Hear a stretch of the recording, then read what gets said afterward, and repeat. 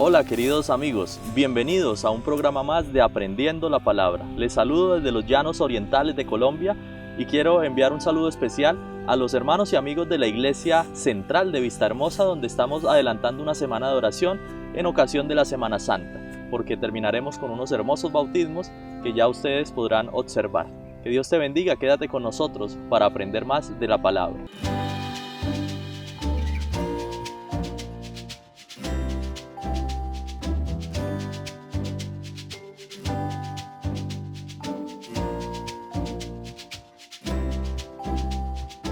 Esta semana estudiamos un real sacerdocio y como verso base para el estudio bíblico de la lección tenemos primera epístola de San Pedro, capítulo 2, verso 9. Allí la escritura dice: mas vosotros sois linaje escogido, real sacerdocio, nación santa, pueblo adquirido por Dios, para que anunciéis las virtudes de aquel que os llamó de las tinieblas a su luz admirable. Esa palabra del Señor ya nos da un contexto y una base para el estudio bíblico de su palabra, entendiendo la misión que Él nos da y el desafío que Él nos presenta. Iniciaremos comentando que desde la perspectiva del Antiguo Testamento, Dios habla de un pacto, y ese pacto es hecho en el tiempo antiguo. Ese pacto viene de la palabra hebrea berit. Era básicamente un acuerdo, un pacto como los que hacemos nosotros, pero en este caso un pacto entre Dios y el hombre. Ese pacto involucraba, en algún sentido, la palabra de las dos partes, de Dios y de su pueblo. Inicialmente el pacto fue hecho con Abraham. Dios prometió bendecir a Abraham donde quiera que él fuese, y la condición básicamente era la obediencia, el amor, el respeto a Dios, y eso significaría la prosperidad para Abraham. En Éxodo capítulo 2, verso 24, Dios se acordó de este pacto, precisamente para liberar al pueblo suyo de la esclavitud en Egipto. Allí la palabra del Señor nos dice lo siguiente: Dios oyó su gemido y se acordó de su pacto con Abraham, Isaac y Jacob. Este verso de Éxodo nos enseña y nos muestra la realidad de Dios en cuanto a conocer su pacto y cumplir la parte del pacto que a Él le corresponde.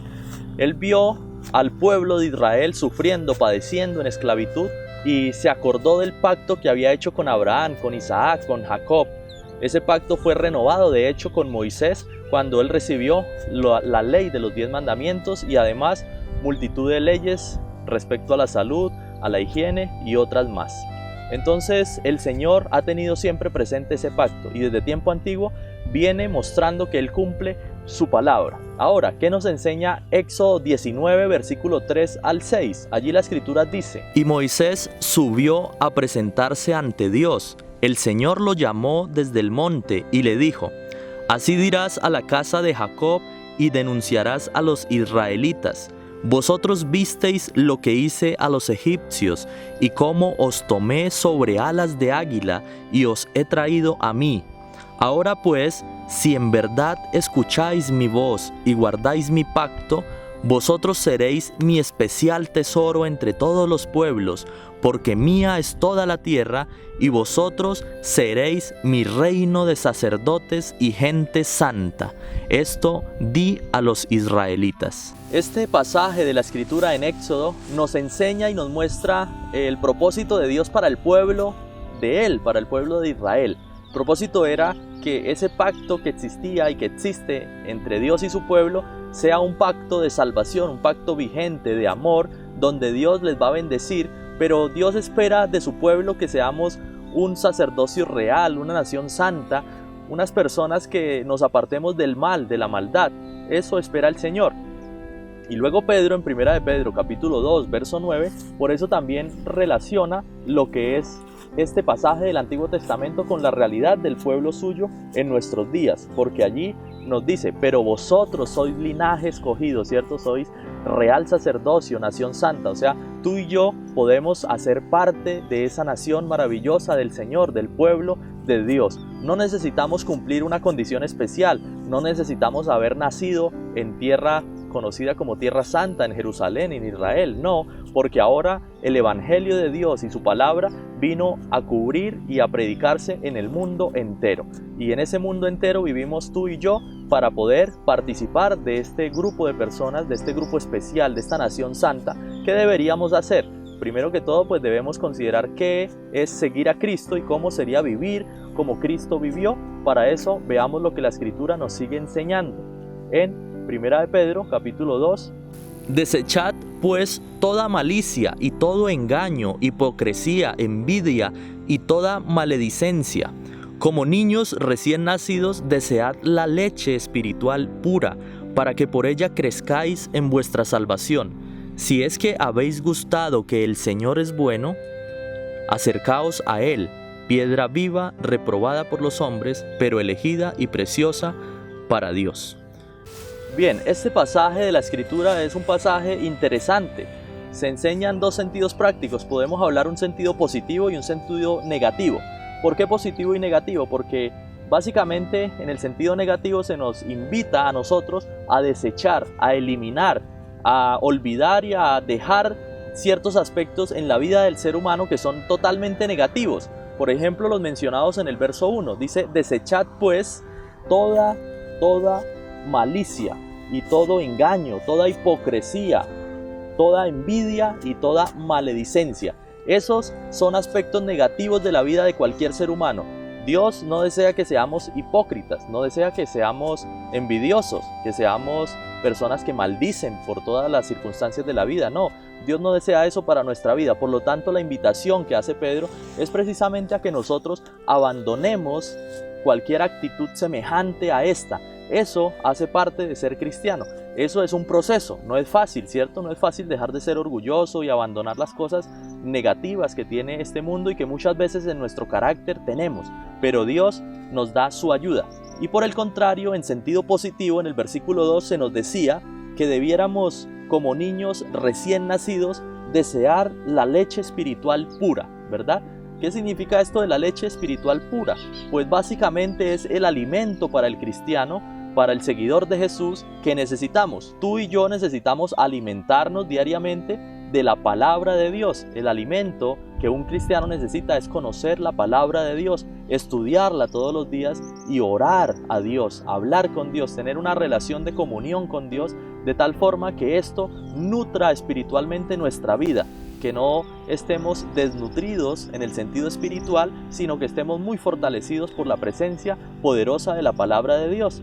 Hablando de la palabra de Dios, la misma Escritura en Hebreos capítulo 4, verso 12, nos dice acerca de ella: ciertamente la palabra de Dios es viva y poderosa, y más cortante que cualquier espada de dos filos, penetra hasta lo más profundo del alma y del espíritu, hasta la médula de los huesos, y juzga los pensamientos y las intenciones del corazón.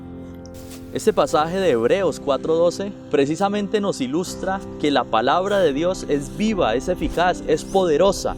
Por lo tanto, si necesitamos transformar nuestra vida, pues abramos nuestro corazón a la palabra de Dios, porque la palabra de Dios ingresa hasta lo profundo de nuestro ser y nos transforma. La palabra de Dios nunca regresa a Él vacía, siempre hace su propósito. Y si queremos ser seguidores de Cristo, pues debemos tener una relación viva con la palabra de Dios, de tal forma que nuestra vida refleje esa comunión con Dios mediante su palabra.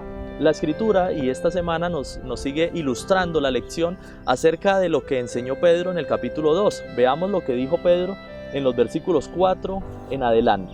Allí la Escritura dice: acercaos a Él, piedra viva, reprobada por los hombres, pero elegida y preciosa para Dios.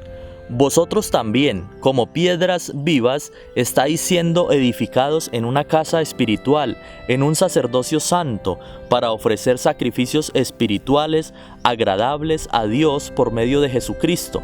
Por eso dice la Escritura: pongo en Sión la principal piedra del ángulo, elegida, preciosa.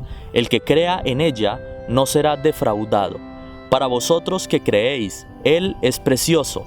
Para los incrédulos, la piedra que los edificadores desecharon vino a ser la piedra angular. Piedra de tropiezo y roca de escándalo. Tropiezan porque desobedecen la palabra. Ese es su destino. En esta serie de versículos, el Señor se propone hacernos una invitación. Y la invitación gira en derredor a Él mismo, a la persona de Jesucristo. Dice el verso 4 que debemos acercarnos a Él, porque Él es piedra viva. Él fue reprobado por muchos, fue desechado por muchos, pero Él es una piedra viva, tiene vida en sí mismo. Y luego nos llama a nosotros también a entender que nosotros también somos piedras vivas en la edificación de la iglesia.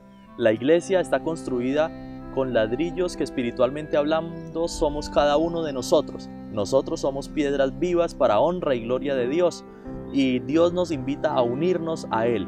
Cristo es la cabeza de la iglesia, Cristo es el fundamento de la iglesia y Cristo es nuestro modelo perfecto a seguir. Y Pedro nos está haciendo la invitación a que nos unamos a Él y que avancemos con Él como una sola edificación y como un solo cuerpo unidos a Cristo mediante la fe, y de esa manera seguir el ejemplo de nuestro Señor. Hemos llegado así a la conclusión de esta lección y surge una pregunta: ¿real sacerdocio, nación santa? ¿Para qué? ¿Cuál es el propósito de que nosotros seamos un sacerdocio real para el Señor? Pues la pregunta está en el mismo texto base de esta semana, que era 1 de Pedro 2:9. La última frase allí nos decía: para que anunciéis las virtudes de aquel que os llamó de las tinieblas a su luz admirable. Querido amigo y amiga, Dios tiene siempre un propósito contigo y conmigo. El propósito principal por el cual Él nos ha invitado a su camino, a sus enseñanzas, a seguir lo que Él quiere que nosotros sigamos, es básicamente que nosotros podamos hablar a otras personas acerca de esas virtudes, de esos dones maravillosos que Él ha hecho, de las bendiciones que nos da diariamente, para que otros también conozcan del poder de Dios, de su misericordia y de su inmenso amor. Que esta semana en el lugar donde tú vives pueda ser una piedra viva que dé vida a otras personas y que hable de Cristo, que hable de Dios para honra y gloria de su nombre. Que Dios te bendiga y que aceptes por la fe ser parte del pueblo de Dios, de ese real sacerdocio, de esa nación santa que se aparta cada vez más y más del pecado, de la maldad, de las cosas negativas de este mundo. Que seas feliz donde quiera que estés y te envío un fuerte abrazo. Dios te bendiga y nos vemos la siguiente semana.